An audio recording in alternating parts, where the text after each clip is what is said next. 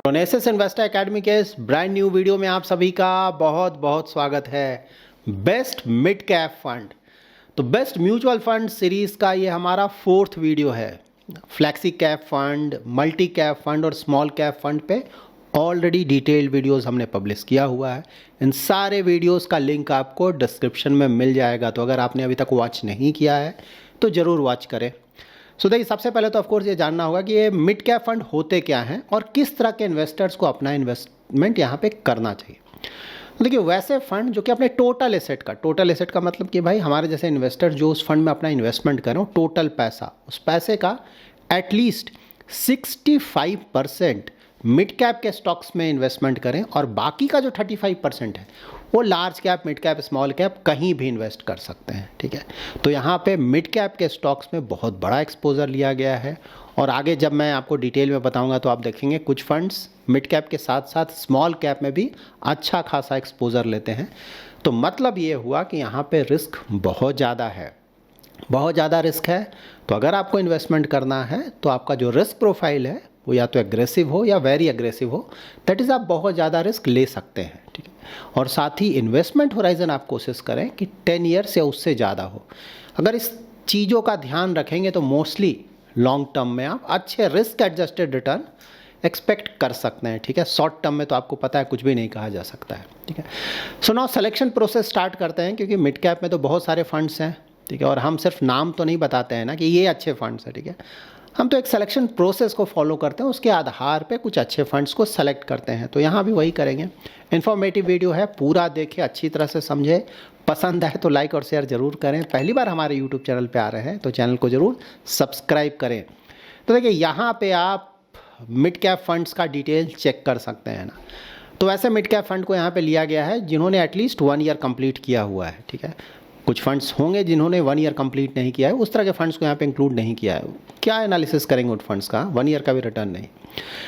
तो यहाँ पे देखिए, इन फंड्स का आप AUM चेक कर सकते हैं, एसेट अंडर मैनेजमेंट, और साथ ही 1 ईयर, 3 ईयर, 5 ईयर और 10 ईयर का डायरेक्ट प्लान का रिटर्न्स और साथ ही बेंचमार्क का रिटर्न्स भी चेक कर सकते हैं।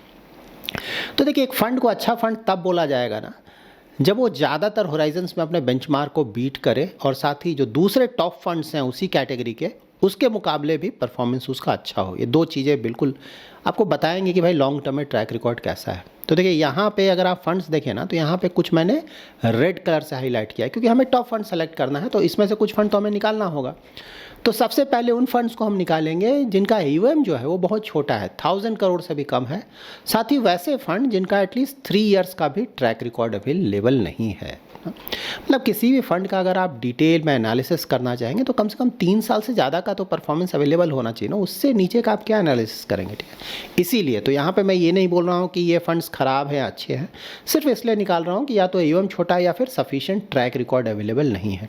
तो सारे जो रेड कलर के फंड्स हैं, अब मान लीजिए किसी ने ऑलरेडी इन्वेस्टमेंट किया हुआ है, तो देखिए, अगर आपने सोच समझ कर इन्वेस्टमेंट किया है तो किसी भी फंड को थोड़ा टाइम तो देना पड़ेगा ना। ठीक है, अगर अच्छा कर रहा है तो बहुत अच्छी बात है, अगर अच्छा नहीं भी कर रहा है फिर भी थोड़ा टाइम तो देना चाहिए, अगर आपने सोच समझ कर इन्वेस्टमेंट किया है। तो जैसे देखिए, बंधन का अगर आप देखें ना तो नया फंड है, ठीक है, लेकिन परफॉर्मेंस देखें तो बेंचमार्क को एटलीस्ट बीट कर पा रहा है ना, तो ठीक है भाई, बेंचमार्क को बीट। देखिए, यहाँ पे दो बेंचमार्क में 2 तरीके का रिटर्न आपको दिख रहा होगा ना, एक रिटर्न थोड़ा ज़्यादा दिख रहा है, कम दिख रहा है।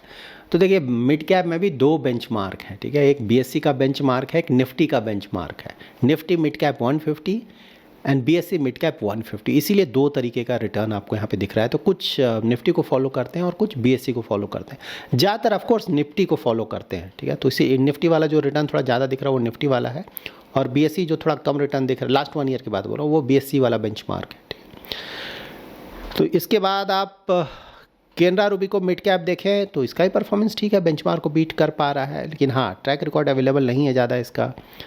GM मिड कैप का परफॉर्मेंस देखें तो यहाँ तो परफॉर्मेंस नहीं है, बहुत ज़्यादा अंडर परफॉर्मेंस है। LIC का भी अंडर परफॉर्मेंस है और टॉरस का भी अंडर परफॉर्मेंस है।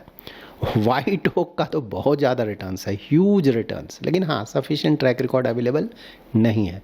तो इन सारे फंड्स को हम फाइनल लिस्ट से रिमूव कर रहे हैं।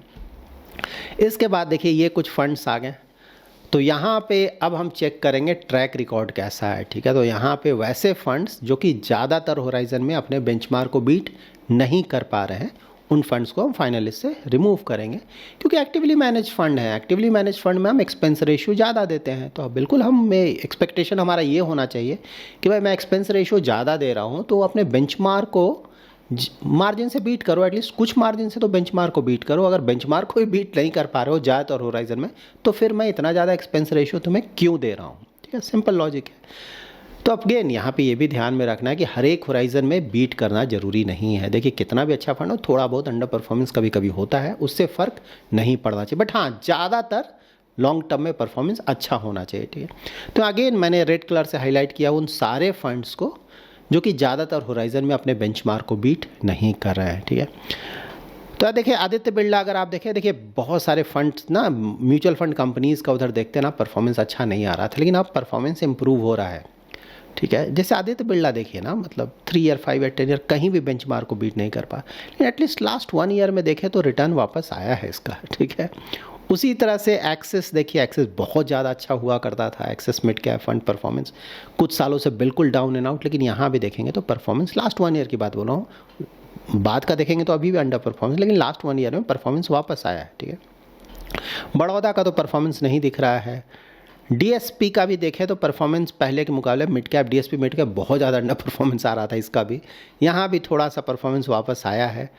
उसके बाद फ्रैंकलिन देखेंगे तो फ्रैंकलिन भी मतलब रीसेंट टाइम्स का तो परफॉर्मेंस बुरा नहीं है, तो मतलब रीसेंट टाइम्स में एटलीस्ट बहुत सारे फंड्स का परफॉर्मेंस वापस आया है। HSBC भी बीट कर पा रहा है एटलीस्ट रीसेंट टाइम्स में, ICICI भी बीट कर पा रहा है, लेकिन अगेन इनका लॉन्ग टर्म का ट्रैक रिकॉर्ड देखेंगे तो ज़्यादातर होराइजन पे बीट नहीं कर पाया। ITI का तो परफॉर्मेंस कोई खास नहीं दिख रहा है। मेरे भी देखो ये भी वापस आया है, पहले अंडर परफॉर्मेंस कर रहा था ना, ये भी अच्छा खासा ये भी वापस आया है। उसके PGIM मिड कैप बहुत क्वेरी पहले आप लोग का आता था ना, तो ये भी वापस आया है, लास्ट 1 ईयर में देखेंगे इसका भी रिटर्न्स वापस आ रहा है, ठीक है। क्वांट का तो बहुत ज़्यादा अंडर परफॉर्मेंस सभी फंड्स में हमने देखा ना, सिर्फ यहाँ नहीं, बहुत ज़्यादा अंडर परफॉर्मेंस आ रहा है। तो क्वांट पे तो ऑलरेडी मैंने डिटेल वीडियो बनाया हुआ है ना, इन सारे फंड्स के बारे में बताया है, तो उसका भी लिंक मैं डिस्क्रिप्शन में देने जा रहा हूँ। अगर आप क्वांट के फंड्स में जानना चाहते हैं कि चल क्या रहा है, तो उस वीडियो को अगर आप वॉच करते हैं तो अच्छा आइडिया मिल जाएगा। उसके बाद SBI देखिए ज़्यादातर देखेंगे ना वापस आया है परफॉर्मेंस। SBI मैंने पहले ही बताया, SBI का अभी भी परफॉर्मेंस देखिए, SBI के भी जो फंड हाउस है बहुत अच्छा है ना, बहुत अच्छा रिटर्न जनरेट किया है SBI ने भी अपने फंड्स में, लेकिन फिलहाल देखेंगे रिलेटिवली इसका परफॉर्मेंस अभी तक वापस नहीं आया। तो उम्मीद करते हैं कि आने वाले महीनों में इसका ही परफॉर्मेंस वापस आएगा, क्योंकि बहुत सारे ना एक्सिस मेरे ये सब बहुत ज़्यादा अंडर परफॉर्म कर रहे थे, वापस आया है परफॉर्मेंस। इवन PGIM का थोड़ा वापस आया है परफॉर्मेंस, लेकिन यहाँ पे परफॉर्मेंस अभी तक नहीं आया। So let's hope for the best. इसके बाद टाटा, UTI, इन सबको, सुंदरम का भी लास्ट 1 ईयर में परफॉर्मेंस ठीक है, 3 ईयर्स में ही परफॉर्मेंस अच्छा है, ठीक है। तो ऐसे कोई बुरा फंड तो है नहीं, लेकिन हाँ ज़्यादातर होराइजन में ये भी अपने बेंचमार्क को बीट नहीं कर पा रहा है, इसलिए फाइनली इससे रिमूव कर रहे हैं। देखिए रिमूव कर रहे हैं इसका ये मतलब नहीं कि सारे फंड्स ख़राब हो गए, ठीक है ना, बार बार मैं यही आपको बताता हूँ।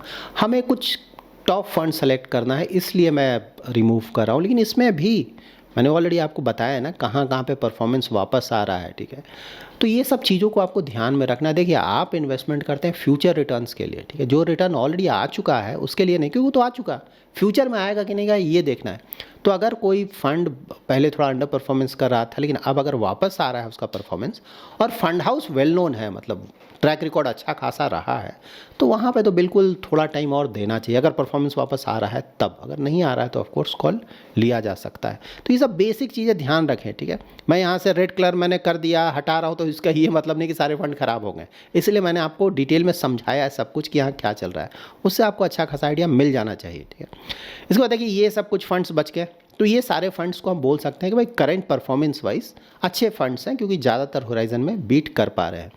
अब इसमें से अगेन आप बोलेंगे नहीं ये तो बहुत सारे फंड्स हैं, इसमें से कुछ ही फंड्स मुझे आप नाम बताओ, कुछ टॉप फंड्स सो कॉल्ड। तो हम क्या कर सकते हैं कि वैसे फंड्स जो कि अपने बेंचमार्क को 2% या उससे ज़्यादा के मार्जिन से बीट कर पा रहे हैं ज़्यादातर होराइजन में, उन्हीं फंड को रखेंगे, बाकी को रेड कलर से हाईलाइट कर देंगे, ठीक है। तो देखिए सभी ये जो रेड देख रहे हैं मतलब कि 2% या उससे ज़्यादा के मार्जिन से ये फंड्स बीट नहीं कर पा रहे हैं अपने रिस्पेक्टिव होराइजन्स में, ठीक है। तो यहाँ पे अगेन रेड कलर बहुत सारा आपको दिख गया, रेड कलर इन सारे फंड्स को हम फाइनल इससे रिमूव करें, अगेन हटा रहे हैं, इसका ये मतलब नहीं कि ख़राब फंड्स हो गए। आगे ऑफ कोर्स मैं कुछ और डिटेल में आपको फंड्स का नाम बताऊंगा, जब बोला जा सकता है कि भाई थोड़ा टाइम इन फंड्स को दिया जा सकता है, आगे मैं बताऊंगा।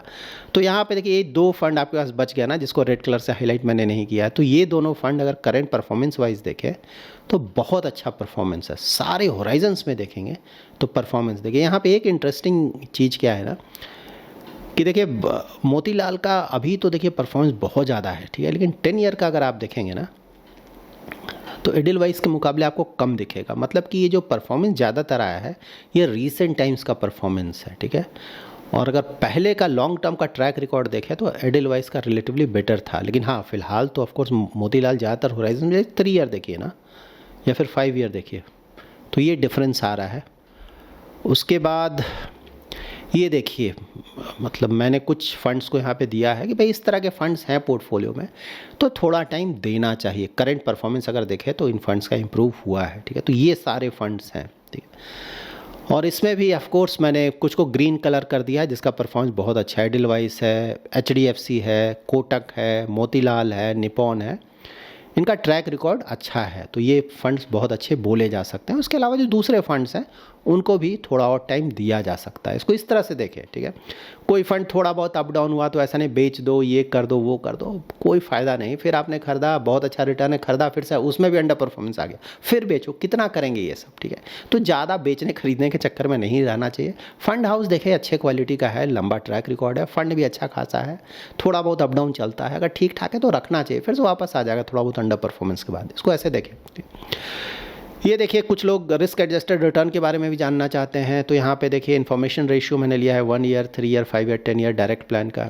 इससे पता चलता है कि कोई भी फंड जो रिस्क ले रहा है वो रिस्क लेकर बेंचमार्क के मुकाबले कितना ज़्यादा रिटर्न जनरेट कर रहा है।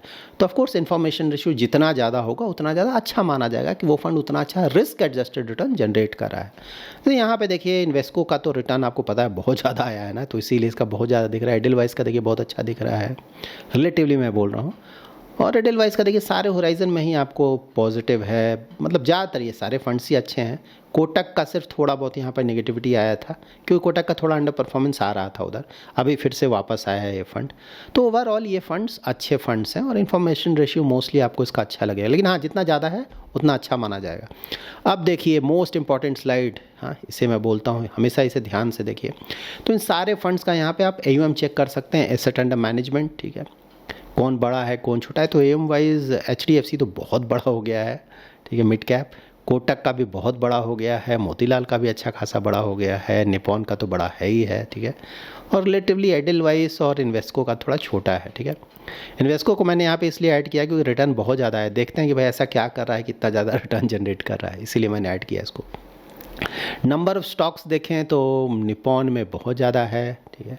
उसके बाद HDFC में भी बहुत ज़्यादा स्टॉक्स हैं, एडिलवाइस में भी ज़्यादा स्टॉक्स हैं। देखिए ये सब इंटरेस्टिंग है ना।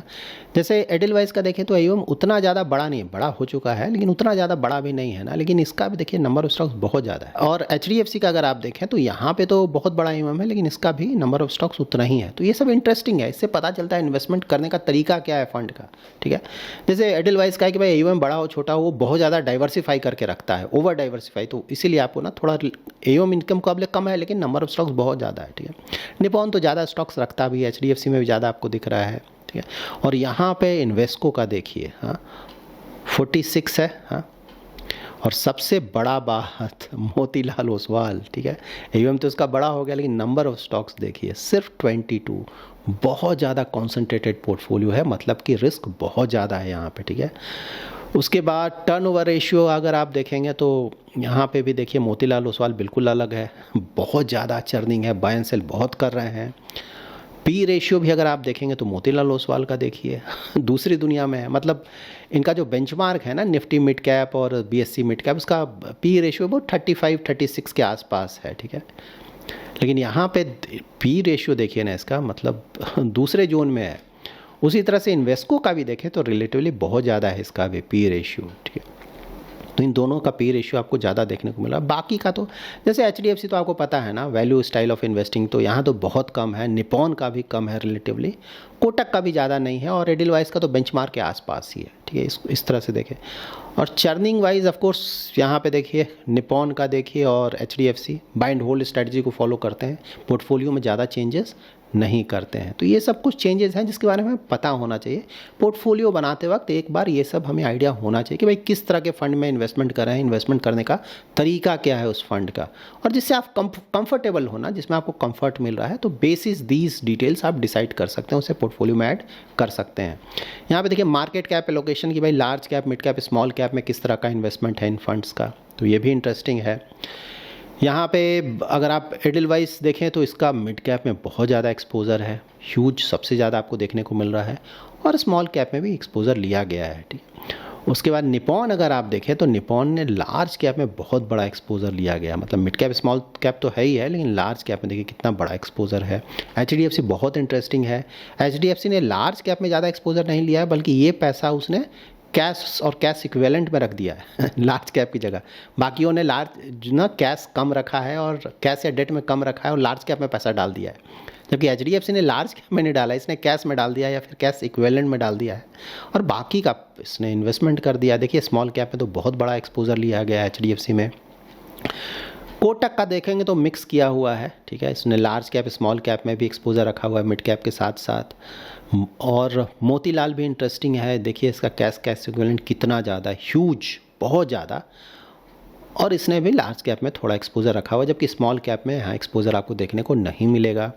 इन्वेस्ट को देखें, यहाँ भी लार्ज कैप में आपको एक्सपोजर लिया गया है और स्मॉल कैप में भी बहुत बड़ा एक्सपोजर लिया गया है यहाँ भी। तो देखिए ये सब कुछ चीज़ें हैं जो कि इन्वेस्टमेंट करते वक्त आप ज़रूर ध्यान में रखें, और इन चीज़ों के बेसिस पे कुछ अलग अलग तरीके का फ़ंड, थोड़ा बहुत जो कि थोड़ा अलग हो ना, उस तरह के फंड्स को एक ही म्यूचुअल फंड कंपनी के 2-3 फंड में इन्वेस्ट ना करें। हमेशा ये सब बेसिक चीज़ें ध्यान में रखें, क्योंकि देख रहे हैं ना, कोई एक म्यूचुअल फंड कंपनी अगर उनके ज़्यादातर स्कीम्स को देखेंगे तो ये सब मोस्टली एक तरीके का आपको लगेगा, क्योंकि इन्वेस्टमेंट करने का तरीका एक ही रहता है। इसीलिए अलग अलग म्यूचुअल फंड कंपनी के ना 1-2 जो टॉप क्लास के फंड्स हैं उसको सेलेक्ट करें, उसमें अपना इन्वेस्टमेंट करें, और इन चीज़ों का ध्यान रखें कि भाई large cap, mid cap, small cap में किस तरह का एक्सपोजर है, पी रेशियो किस तरह का आ रहा है ना, ग्रोथ को फॉलो कर रहा है, वैल्यू को फॉलो कर रहा है, या फिर हाइब्रिड स्ट्रैटेजी है कि भाई दोनों को मिक्सअप करके कर रहा है, टर्नओवर किस तरह का है, मतलब अगर आपको बहुत ज़्यादा चर्निंग वाला चाहिए, नहीं चाहिए, क्योंकि कुछ लोग होता है सिर्फ रिटर्न से मतलब है, भाई तुम चर्निंग करो नहीं करो मुझे मतलब, मुझे रिटर्न दो,